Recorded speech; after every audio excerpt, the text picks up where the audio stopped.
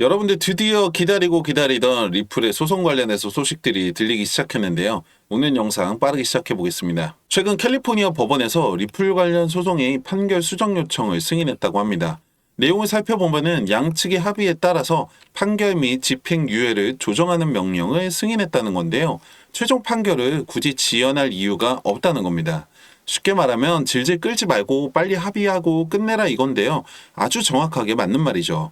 근데 여기서 여러분들 하나 체크를 잘 하셔야 되는 게 이거 진짜 말도 안 되는 대박 호재인데 왜 이렇게 차트가 조용하냐 이거죠. 사실 이 소송은 리플과 SEC의 소송과는 별개로 진행되고 있는 겁니다.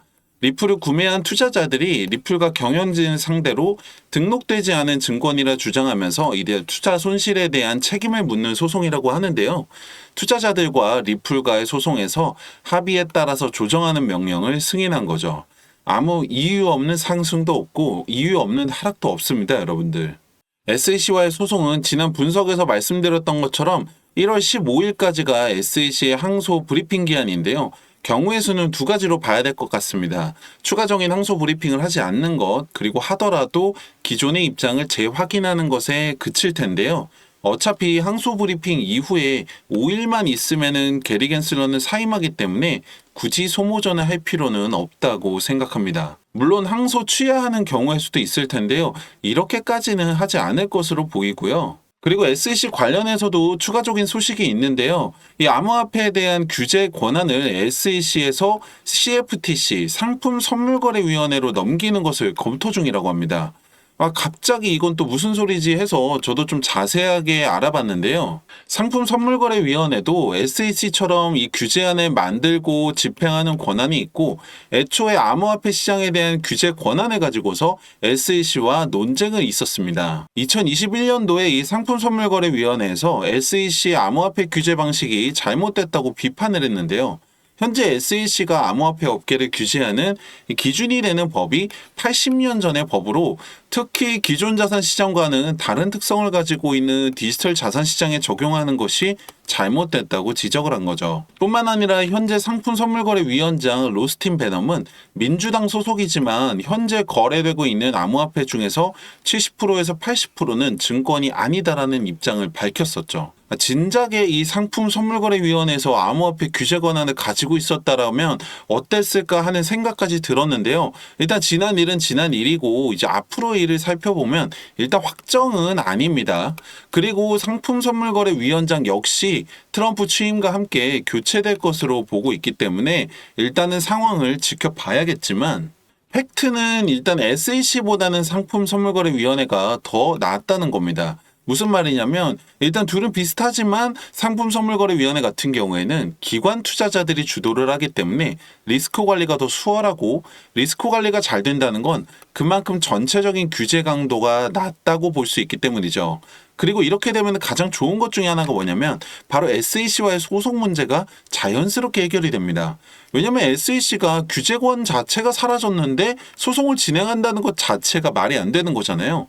이 인선에 대해서는 12월 중순을 넘기지 않을 것으로 보고 있고요. 자문위원회가 됐든 SEC든 상품선물거래위원회든 이번 기회에 좀 이 암호화폐 시장에 대한 기준과 가이드라인을 만든다면 안정적인 성장의 기반이 될 것 같습니다. 차트는 소폭 상승한 모습인데요. 일단 말씀드렸던 2,000원 전후로 횡보 구간을 만들 것으로 봐야 되고요.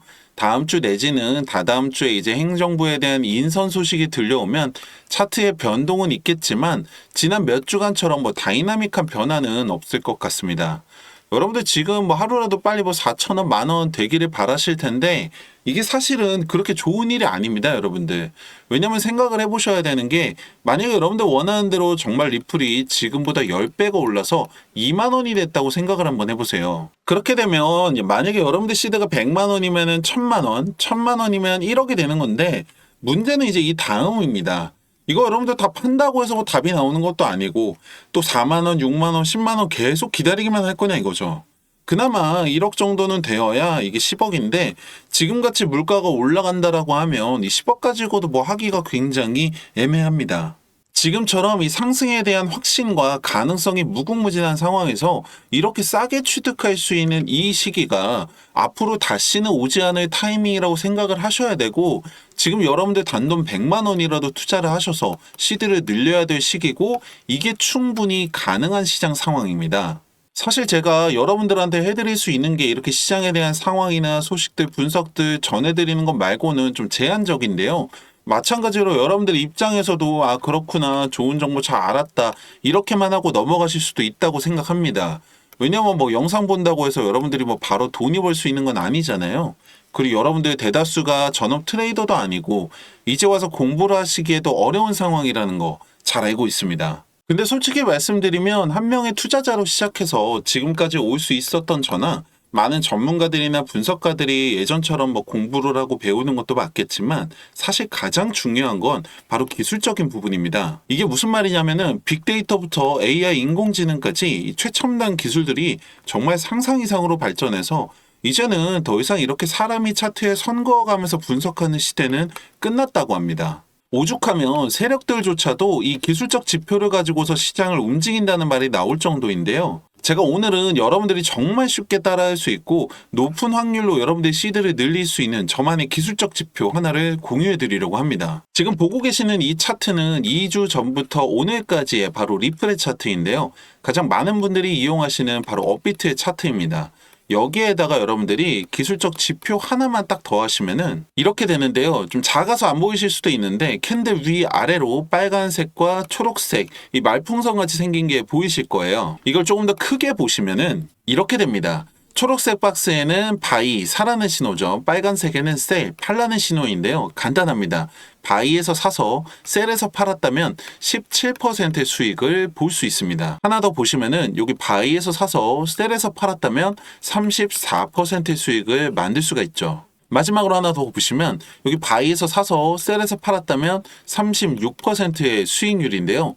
만약에 여러분들이 이렇게 딱 3번의 거래만 따라오셨다고 하면은 바로 100만 원이라고 하면 200만 원, 1000만 원이라고 하면 2천만 원까지 만들 수 있다고 하면 어떠세요? 제가 말씀드리고 싶은 건 이게 가능한 이유가 바로 지금처럼 이렇게 변동성이 큰 시장 상황이기 때문이고, 두 번째로는 리플뿐만 아니라 모든 차트에 적용이 가능한 기술적 지표가 있기 때문인데요. 이게 제 머릿속에서 나온 게 아니라 바로 빅데이터와 AI 기술들을 적용해서 이 차트를 분석한 결과라는 거죠.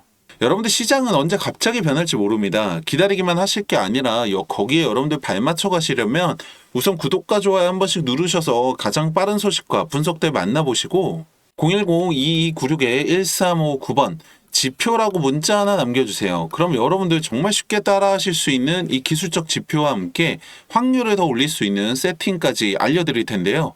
아무것도 하지 않으면 아무 일도 일어나지 않습니다.